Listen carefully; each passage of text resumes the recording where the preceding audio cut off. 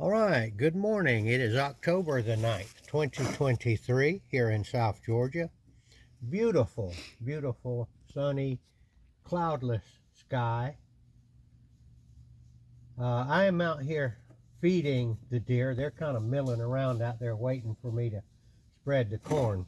But what I wanted to talk to you about a little bit, this is kind of a deer hunting video a little bit. It won't be long. But the question I'm going to ask is it better if you're put in the places where they allow you to put out corn? A lot of times people put out their corn they pour it out, just pour it out near their tree stand, maybe like that, and maybe they spread it out a little bit. The question I'm asking is that the best way to do it? Or would it be better?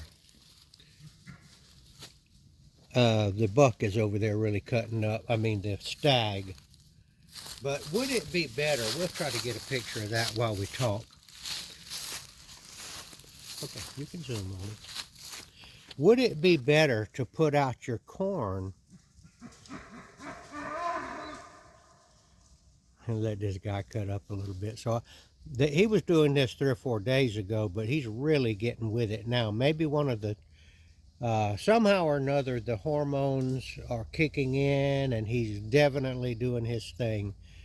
He's definitely not giving up. Now, here's another one over here just standing there saying, what's happening? And saying, whatever's happening, I'm not part of it.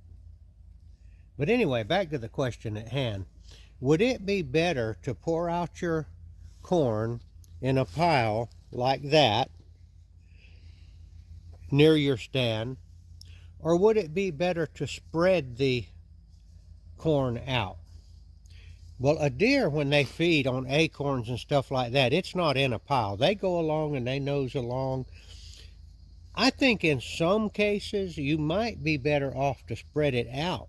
And one reason that I think that is because I think sometimes deer are wary of coming to a spot, especially after they've been hunted a little bit, and they're a little wary of that big pile of corn. But I'm going to show you how to spread it out, and you can do this at your deer stand. I wouldn't spread it out too far, but maybe over a 20-yard area or 10-yard area, so the deer will walk around looking for that corn, and they might present you with different shot angles and so forth and so on. You know, sometimes I've noticed when you put a pile of corn out, let's say my stand is right here, and the deer come in, they'll come in facing you, almost as if they know you're up there, or they maybe just sense that you're up there in your stand, your ladder stand, your tree stand, your blind, and they are hesitant to give you a broadside shot. I'm not saying this is the way to do it. I'm saying it might be worth trying it. And when I have spread the corn out over an area, I feel like they don't feel as trapped. You know, I think they can almost sense that this corn being in a big pile is a trap. And another thing, when you spread the corn out, you're not walking near the corn necessarily. This thing that I'm going to show you will spread it out. Yeah, he's really wary this morning. Oh, the temperature is in the, I'd say it's somewhere around 60 degrees this morning. It is just absolutely gorgeous. Deer hunting weather. And these guys here, of course, are tame, and we don't hunt them. But there are white-tailed deer in here also. I saw one as I drove up, and he ran away. But there are wild whitetails out here in this, I'll call it a pasture, woods pasture. Have a lot of woods. I'd say it's about 80% woods and about 20% pasture. It's perfect for these red deer. Lots of leaves fall out here. And deer, you know, they love leaves. It's just like goats. Well, deer and goats can eat leaves. So not only do they have the acorns in the fall, And they have these leaves that fall, and the leaves fall all through the winter. And we have another thing down here called wiregrass. I'm going to show you that. This stuff here is called wiregrass. That's a native grass that grows. This grass right here was here in the ancient times. And there's some pretty good stands of it here on this property. I've been told by a forester that the wiregrass is becoming extinct in this part of the world because of the forestry practices of clear cutting the woods. It doesn't grow in open sun. It needs a little bit of shade. And when they clear cut a big, 1,000 acres and all, they completely take all the trees away, and the wiregrass apparently gets extinct. So that's just a little bit of trivia. Okay, let me show you how I spread the corn out for the deer, these deer, and how I spread it out under my tree stand. So let's come back over here.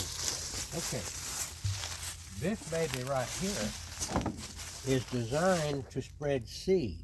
Like if you're going to plant a garden and you're going to put out mustard seed, turnip seed, whatever kind of seed, grass seed, this right here is, as far as I know, top of the line seed spreader.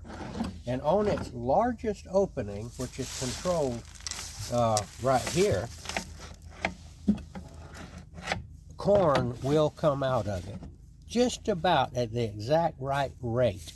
And I'm going to spread it out for my deer out here, and I'm going to show you. This thing here, if you want one, they're pricey as hand seed slingers go, but very well made. I don't think it'll tear up. Weatherproof. It's the best one I've ever seen. I've had some of the cheaper models, and they're not worth throwing away. Okay. But I believe in good tools. Oh, so I'm gonna put this down here because I don't want to get the corn stuck in the crack of my tailgate.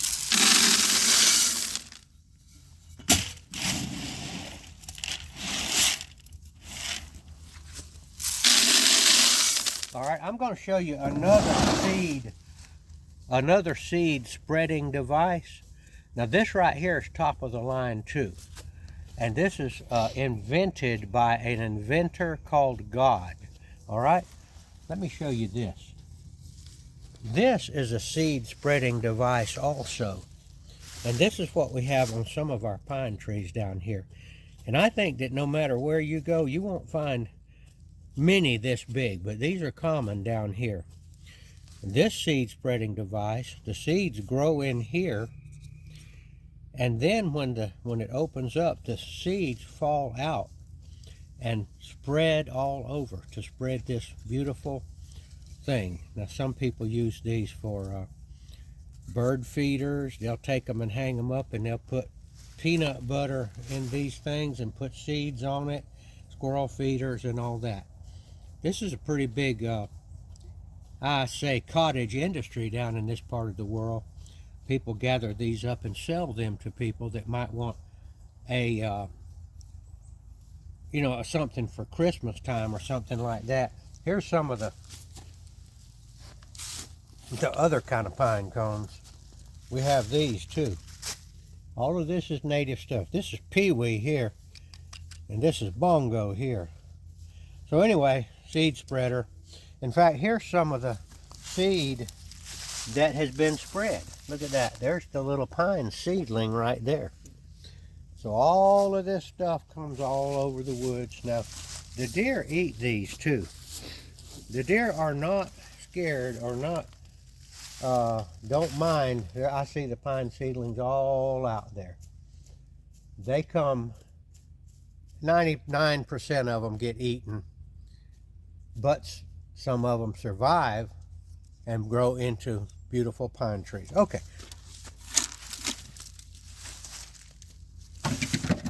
I know I'm long-winded this morning, but I'm going to spread this and just show you how it works. And I'm going to kill two birds with one stone. I'm going to advertise, and they don't pay me for it. I'm going to advertise this this spreader because I like it, not because I get paid for it. Oh, by the way, if you try to do this by hand, if you take you a can of corn and try, you'll never get the job done adequately by hand. But you will. I'm trying to find, there we go. You see, nothing's coming out now. But when I open this, if I get my hand on it, watch now. All right, let's watch me work on that emu. He likes it. Look at that. All right, so this is how it works right here. I'm going to go all around and do this.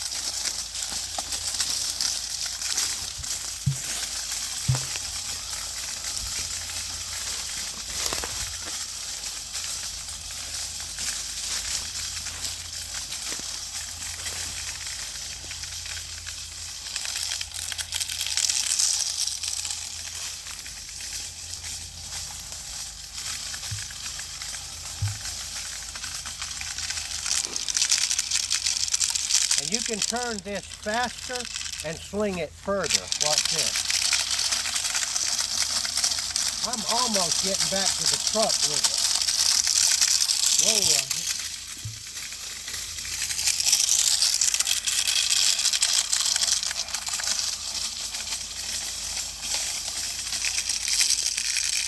So as I suggested, there are the bucks out there stalking the other ones. I see why Debbie's going there.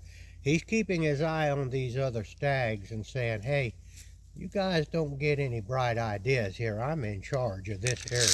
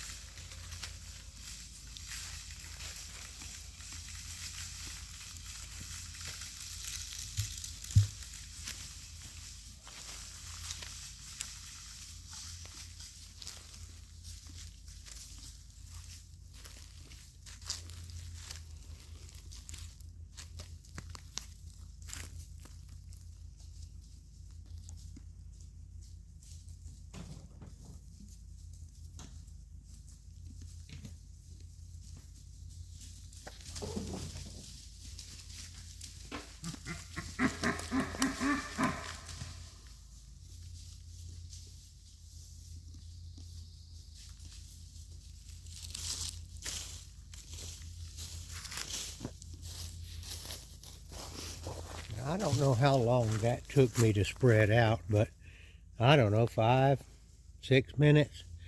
It does wear your arm out a little bit, but it doesn't wear it out like if you were trying to sling that out by hand, and you'll never get that coverage. There he goes, look at that. That's a little one he's chasing off, a little young one.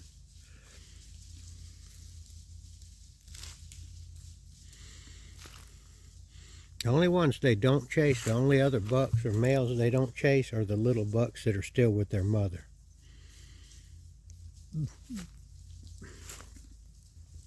The purpose for spreading this out right here is to get the deer.